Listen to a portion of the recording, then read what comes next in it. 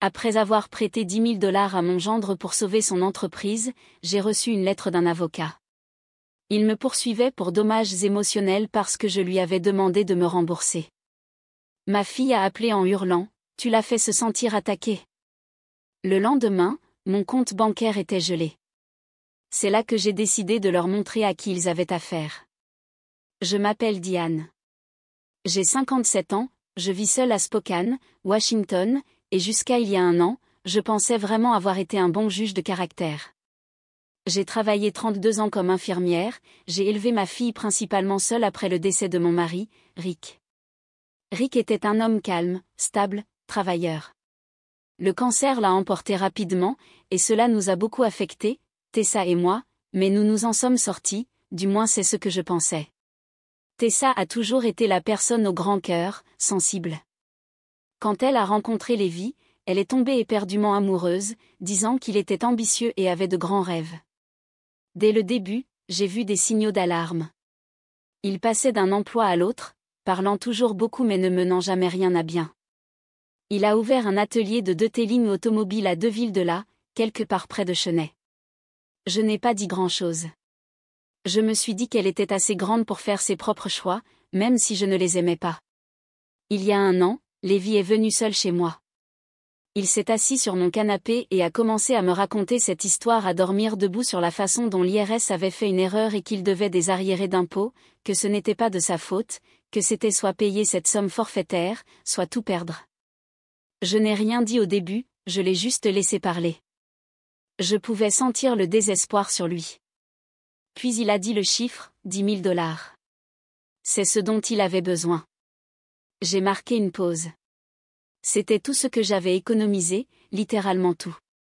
J'avais accumulé ça depuis la mort de Rick. C'était mon filet de sécurité. Mais ensuite, Tessa a appelé cette nuit-là. Elle pleurait si fort que j'avais du mal à la comprendre.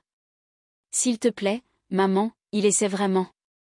Il a juste besoin d'une chance. Contre tous mes instincts, je leur ai viré l'argent le lendemain matin. Même pas un merci de Lévi. Au cours des mois suivants, j'ai gardé mes distances, j'ai attendu. Je me suis dit que ça lui prendrait du temps. Je ne voulais pas lui mettre la pression, mais j'ai commencé à m'inquiéter. Il continuait de poster sur Instagram sur la « vie de labeur » et « l'accumulation d'argent », mais ne mentionnait jamais rien au sujet du remboursement. J'ai demandé une fois à Tessa, juste comme ça, comment vont les affaires? Elle a dit, ça va. Lévi a un gros contrat qui arrive. Il te remboursera bientôt. C'est tout. 3 autres mois se sont écoulés. Rien. Alors j'ai finalement demandé directement à Lévi, juste un texto, salut Lévi, je voulais juste prendre des nouvelles du prêt. Des mises à jour sur le remboursement? Pas de réponse. 2 jours plus tard, j'ai envoyé un autre message, j'espère que tout va bien.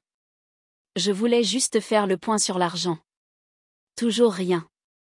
Je me sentais mal. Je n'étais même pas en colère au début, juste honteuse, comme une idiote. Puis est venu l'anniversaire de Tessa. Elle m'a invitée. Je suis arrivée avec une carte et un petit cadeau, essayant de maintenir la paix. Lévi était là, riant avec ses amis, tenant une bouteille de Modelo, agissant comme si de rien n'était. Je l'ai pris à part. Des nouvelles du prêt, ai-je demandé, en gardant la voix basse. Il a ricané et a dit, ne t'inquiète pas, on s'occupe de toi. Juste un peu de retard, mais tout va bien. C'était sa réponse. Ce sourire narquois. Je suis rentrée chez moi cette nuit-là, tremblante. Cette semaine-là, je me suis assise et je lui ai écrit une lettre officielle. J'ai tout exposé clairement, la date à laquelle le prêt a été accordé, l'accord, même s'il n'était pas écrit, et j'ai demandé le remboursement dans les 30 jours. Ce n'était pas impoli, ce n'était pas menaçant. J'ai imprimé une copie et l'ai postée chez eux. 5 jours plus tard, j'ai reçu l'enveloppe, un avis juridique d'un avocat. Lévi me poursuivait pour détresse émotionnelle. J'ai dû la lire 10 fois. Il y était dit que j'avais adopté un comportement de harcèlement et causé un préjudice émotionnel irréparable à sa santé mentale par le biais de la coercition financière. J'ai cru que c'était une mauvaise blague. Cette nuit-là, mon téléphone a sonné. C'était Tessa. Elle était hystérique. Comment as-tu pu, a-t-elle hurlé. Tu l'as menacée. Maman, tu l'as fait se sentir comme un raté. Je me suis assise par terre, le téléphone à la main, abasourdie. Tessa, ai-je dit, je lui ai demandé de rembourser un prêt. C'est tout. Tu ne comprends pas. Tu l'as fait se sentir attaqué. Il est déjà tellement sous pression, et maintenant tu en rajoutes. Je ne reconnaissais même plus sa voix. Elle a raccroché avant que je puisse dire un mot de plus. Le lendemain matin, je me suis réveillée tôt, j'ai fait du café, j'ai vérifié mon compte bancaire comme toujours. Il y avait d'un gros avis rouge en haut de l'écran, compte gelé, saisie conservatoire. L'argent que je leur avais prêté était en cours d'examen. J'ai appelé la banque, et après avoir été transféré 3 fois, un représentant m'a dit qu'une saisie avait été placée en raison d'un procès civil en cours, celui de Lévi. J'ai failli laisser tomber le téléphone. C'est là que j'ai su que ce n'était pas une réaction excessive émotionnelle, c'était une manœuvre, un plan. Ils essayaient de me briser. Lévi essayait de faire croire que j'étais le problème, que j'étais une vieille femme amère et instable qui s'en prenait à lui. Il voulait gagner, légalement, financièrement, émotionnellement. Alors j'ai appelé Art Delgado. Aretha Spokane depuis des années. Il ne fait pas beaucoup de publicité, mais les gens le connaissent. C'est le genre de type qui ne se laisse pas faire et qui se fiche de vos sentiments, seuls les faits comptent. Je lui ai tout raconté, le prêt, les textos, la fête d'anniversaire, la lettre, le procès. Il a écouté. Puis il a demandé, « Avez-vous des dossiers ?» J'ai tout, ai-je dit. Il a souri. Bien. Allons-y, Art n'a pas perdu de temps. Dès le lendemain matin, il avait déposé une demande reconventionnelle. Nous n'allions pas seulement nous battre contre le procès absurde de Lévi, nous le poursuivions en retour pour rupture de contrat, fraude et abus de procédure. Art a tout expliqué clairement, il voulait jouer, maintenant ils allaient être traînés dans la boue jusqu'au cou. Il m'a fait rassembler toutes les communications que j'avais eues avec Lévi et Tessa, chaque texto, chaque email, même les messages Facebook. J'ai imprimé des captures d'écran, des reçus, tout. L'assistante juridique d'Art a tout mis dans un classeur. Il était plus épais qu'une Bible. Pendant ce temps, j'étais toujours privée d'accès à mon propre compte bancaire. Mes chèques ont été rejetés. J'ai dû annuler 2 factures et me rendre en personne à la banque pour expliquer ce qui se passait. Le directeur a vérifié la saisie et m'a jeté un regard, comme si j'étais la criminelle. Cette nuit-là, je me suis assise dans ma voiture devant l'épicerie, en pleurant. Pas seulement pour l'argent, c'était la trahison. Ma fille, mon propre enfant, prenait le parti de cet homme, et maintenant je joignais les 2 bouts pendant qu'il jouait à la dinette dans ce nouveau condo que Lévi prétendait être une opportunité d'investissement. La semaine suivante, les choses ont empiré. J'ai reçu un appel des ressources humaines de la petite clinique où je travaillais encore à temps partiel. Quelqu'un avait déposé une plainte officielle contre moi. Il y était dit que j'étais mentalement instable et que je harcelais des membres de ma famille et que je ne devrais peut-être pas travailler auprès des patients. J'étais abasourdie. Ils n'ont pas dit qui avait déposé la plainte, mais je n'avais pas besoin de deviner. Art a regardé la plainte quand je l'ai apportée. C'est de la rétorsion, a-t-il dit en feuilletant les pages, et c'est bâclé. Nous avons ajouté la diffamation à notre procès. Mais ensuite, quelque chose d'inattendu s'est produit. Une femme nommée Christa m'a envoyé un message sur Facebook. Je ne reconnaissais pas son nom, mais elle a écrit « Salut Diane, j'ai travaillé pour Lévi dans son atelier. J'ai vu votre publication. Je pense que vous devriez savoir certaines choses. » Au début, j'étais prudente. Je lui ai demandé si elle accepterait de me rencontrer. Nous avons pris un café 2 jours plus tard dans un restaurant juste à côté de Division Street. Elle avait l'air nerveuse mais déterminée. Elle m'a dit que Lévi avait rédigé de fausses factures et utilisé le nom de Tessa pour demander des subventions aux petites entreprises, des subventions fédérales. J'ai démissionné quand je l'ai découvert, a-t-elle dit.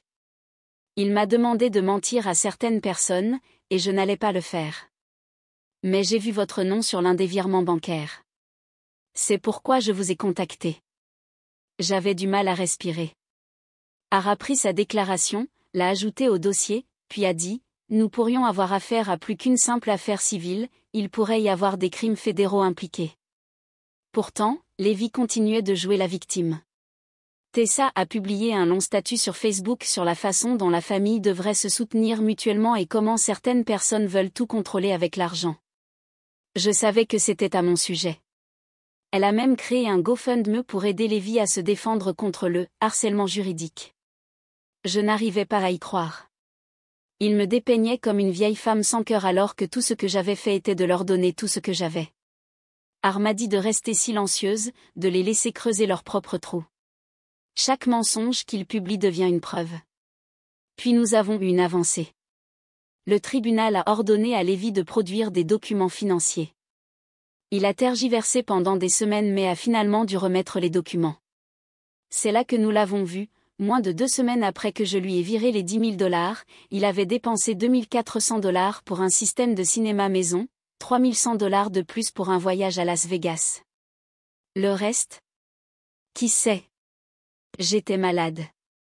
Pendant ce temps, je n'avais pas entendu la voix de Tessa depuis plus d'1 mois. Je l'ai appelée juste pour parler. Elle a décroché. « Qu'est-ce que tu veux ?» a-t-elle dit, froidement. « Tu me manques » ai-je dit. « Tu es ma fille. Je veux arranger ça. » Elle a marqué une pause, puis a dit, « Alors abandonne le procès. » Mon cœur s'est brisé. Elle n'a pas posé de questions sur l'argent. Elle n'a pas demandé si j'allais bien. Elle n'a pas demandé si le gel du compte avait ruiné mes factures. Elle voulait juste que je cède. C'est là que j'ai su que ma fille était partie, du moins pour l'instant.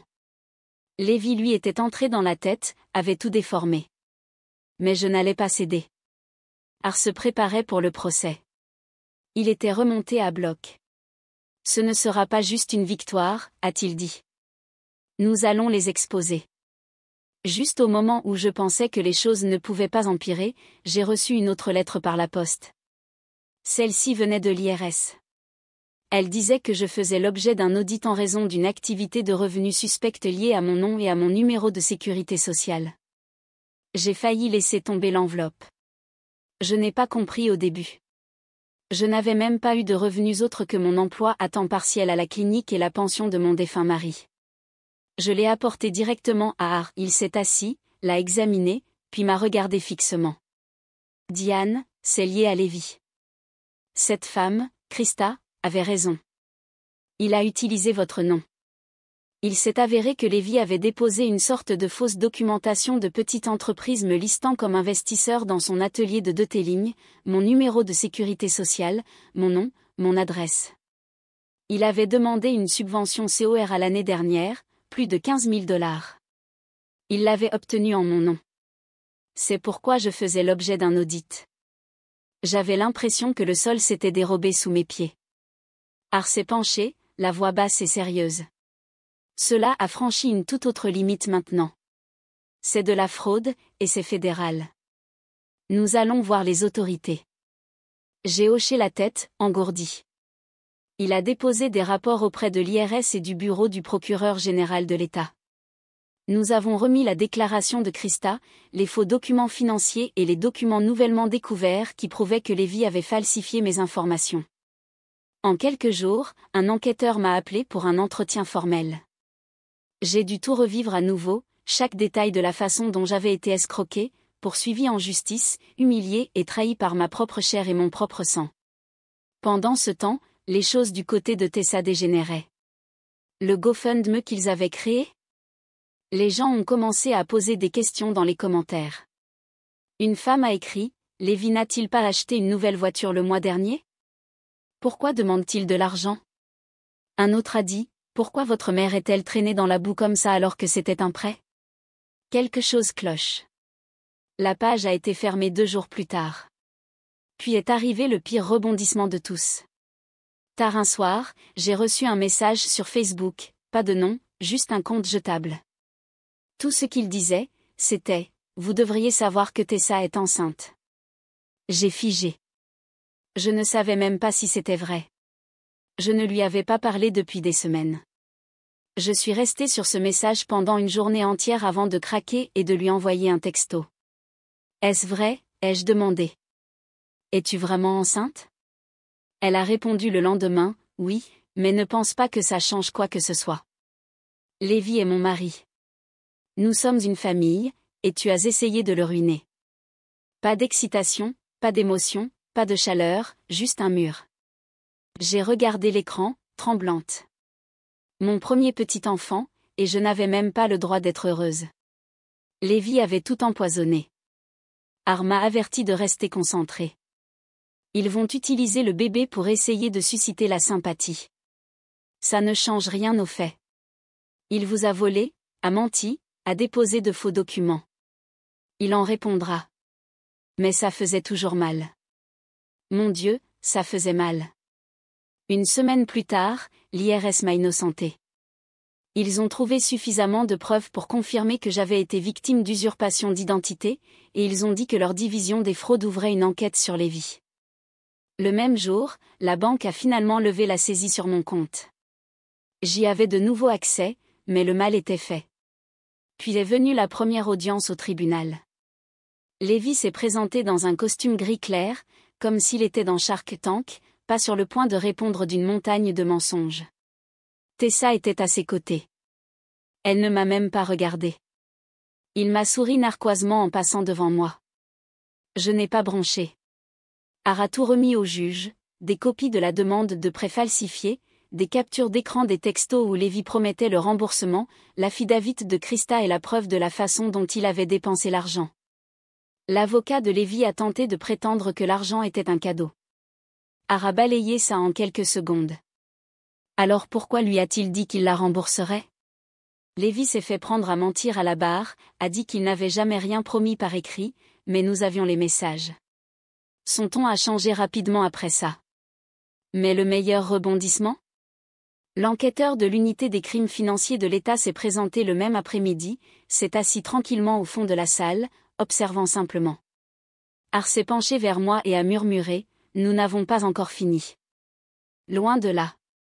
Un mois plus tard, le tribunal a fixé une date pour le procès complet. Ar m'a dit que c'était notre chance de tout mettre en lumière. Pas de règlement à l'amiable. Il doit être exposé devant un juge. J'étais d'accord. Les semaines qui ont précédé le procès ont été brutales. Je dormais à peine. Je n'arrêtais pas de penser à Tessa, au bébé, à la façon dont tout ce qui était bon entre nous avait été réduit en cendres à cause d'un homme qui ne me voyait que comme un portefeuille à presser jusqu'à la dernière goutte. Mais je suis restée silencieuse. Je suis restée patiente. Et j'ai laissé le système faire ce pourquoi il avait été conçu, si vous êtes prêt à vous battre assez fort. Quand nous sommes finalement entrés dans cette salle d'audience, je n'ai pas regardé Lévi. Je n'ai pas regardé Tessa. J'ai regardé droit devant moi. Ils sont entrés en se comportant comme des célébrités, tenues assorties, posture assurée, comme s'ils allaient gagner un grand prix. Ils ne savaient pas ce qui les attendait.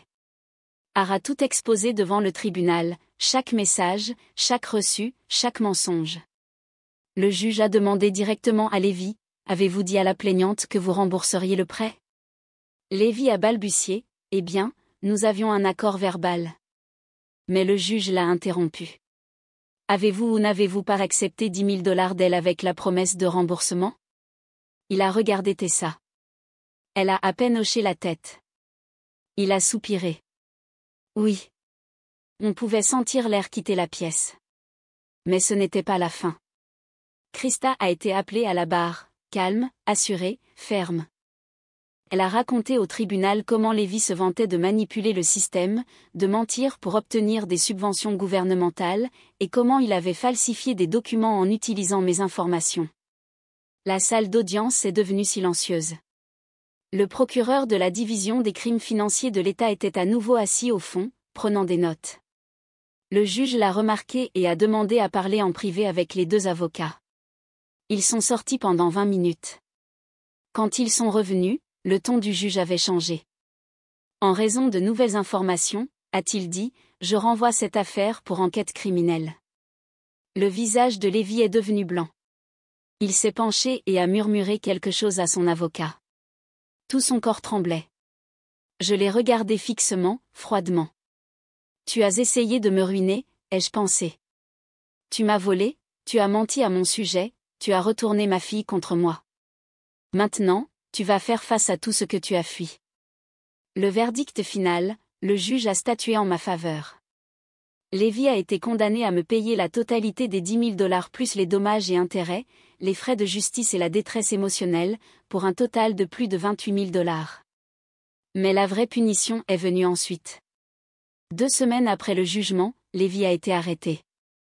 Il a été inculpé d'usurpation d'identité, de fraude et de soumission de faux documents pour obtenir des subventions fédérales. La déclaration de Krista et la fausse demande avec mon nom dessus ont scellé l'affaire. Tessa a tenté de publier une déclaration en ligne pour le défendre, disant que tout cela n'était qu'un malentendu et que les gens cherchaient à détruire un homme bon, mais personne n'y a cru. Son entreprise a été fermée. L'argent de la subvention a dû être remboursé avec des pénalités, et comme ils en avaient dépensé la majeure partie, ils ont dû vendre leur voiture, leur condo et presque tout le reste juste pour rester à flot. Et Tessa ? Quand Lévi est allée en prison, elle m'a enfin appelé. J'ai laissé sonner jusqu'à la messagerie vocale. Elle a laissé un message, en sanglotant, « Je ne savais pas, maman. Je ne savais pas que c'était si grave. Je suis tellement désolée. Je ne l'ai pas rappelé tout de suite. J'avais besoin de temps. » 2 semaines plus tard, je l'ai fait. Nous nous sommes rencontrés dans un restaurant à mi-chemin entre nos maisons. Elle avait l'air mince, fatiguée, effrayée, enceinte. Elle a pleuré tout le temps, m'a dit qu'elle l'avait cru, lui avait fait confiance, l'avait aimé, et maintenant elle n'avait ni emploi, ni maison, ni mari. J'ai écouté. Je n'ai pas crié. Je n'ai pas fait la morale. J'ai juste dit, tu es ma fille, et je t'aimerai toujours. Mais l'amour ne signifie pas ignorer la vérité. Elle a hoché la tête. Et c'est ainsi que nous avons commencé à reconstruire. C'est lent. Ce n'est pas facile. Mais nous parlons maintenant. Elle m'envoie des nouvelles du bébé. Je l'accompagne parfois à ses rendez-vous. Quant à Lévi, il purge une peine de 2 ans dans la prison du comté. Son nom est synonyme de boue en ville. Personne ne veut l'embaucher. Son casier judiciaire le suivra pour toujours. Il a essayé de me ruiner pour couvrir ses mensonges. Il a utilisé ma fille. Il a utilisé mon argent. Il a utilisé mon nom. Maintenant, j'ai tout récupéré, et plus encore. Il a tout perdu. J'ai retrouvé ma fille, et un jour, je pourrai tenir mon petit enfant dans mes bras et lui dire ceci, parfois, la chose la plus difficile dans la vie est de se défendre.